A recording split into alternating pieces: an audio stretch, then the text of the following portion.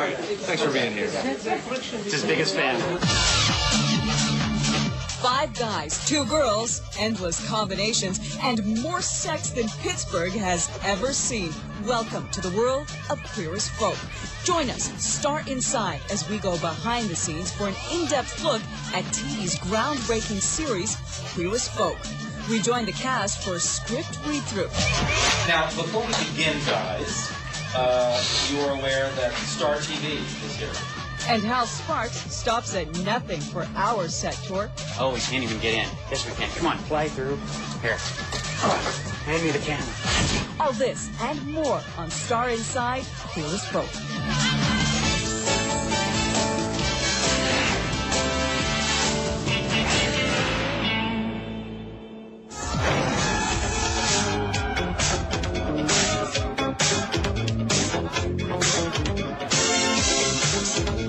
We did feel we had to match the British or better them.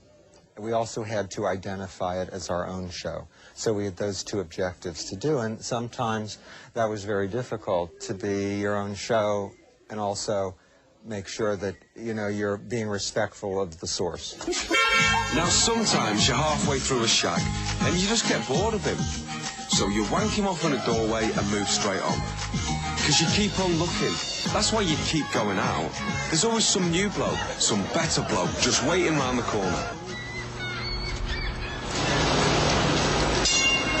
You are aware that Star TV is here, correct? Yes. Okay. So, give David Wellington's favorite direction, beginning with... The screen is black. Out of the darkness. We have our drag kings at Woody's. It's obviously one of those girls' nights, you know, dyke nights at Woody's, and the drag kings are singing Follow That Dream, and they're all dressed as Elvis impersonators. And as they're singing, we find that our gang is drinking beers and watching the show. Follow That Dream. Drag kings are singing. When I read the initial script, I knew it was going to be big. I knew it was going to be shocking. I knew it was going to shift a lot of people in a positive sense, and I knew it was going to shock a lot of people who would drive them further into their negative feelings towards the gay community. I was shocked when I saw 2 men on screen making love. It was the only opportunity I've had to see 2 men making love, because I've never seen that, and I don't rent gay men's porn or anything, so I've never seen it before. I was impressed because I had already done 1 audition with a few sides, and you know, everybody my age and everybody been warning me how shocking it is. Be careful, be careful. When I first read the script of the first episodes, I was really shocked and scared when I realized how graphic the show was going to be. I think it's a pretty in-your-face, daring, uncensored version of gay life for a certain group of people at a certain age. There have been comedies about homosexuality, but it's the first drama. It's the first show that takes homosexuality in the gay community seriously. 11, take 1. Frank. And action. So, what'd he say? He accepted my portfolio. He said I could stay. Sunshine! Oh, that's great, honey. Oh.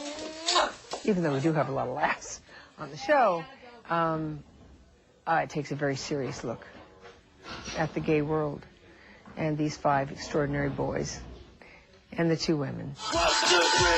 I play Michael, who's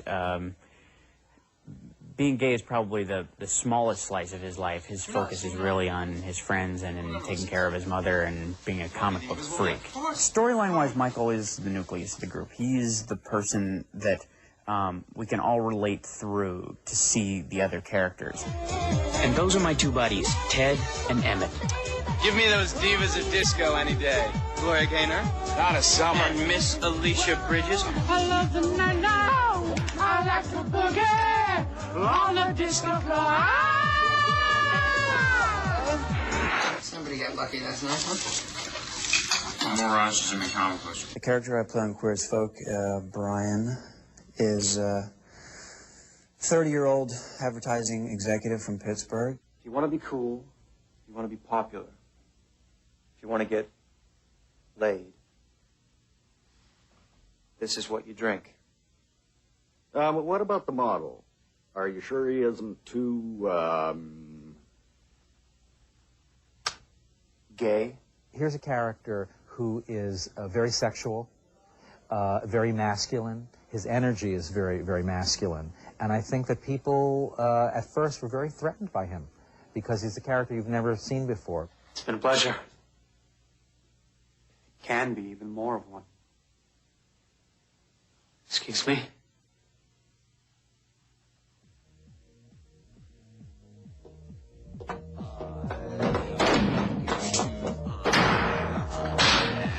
Take one. He's the oldest of the group.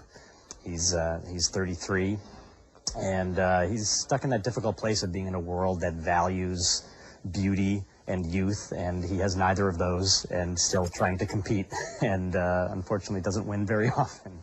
You know, it is possible that someone could actually like you, you know. Yeah, it's possible. However, I'm sure a statistical analysis would reveal that the probability of a guy named Blake who looks like that actually liking a guy named Ted who looks like me to be in the 0.05 percentile.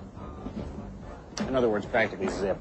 Taught me how to be a new artist in ways that I never would have thought of otherwise. I play Emmett Honeycutt, who is certainly the most outrageous and flamboyant member of our little band of brothers. Well, I could be a real man if I wanted to.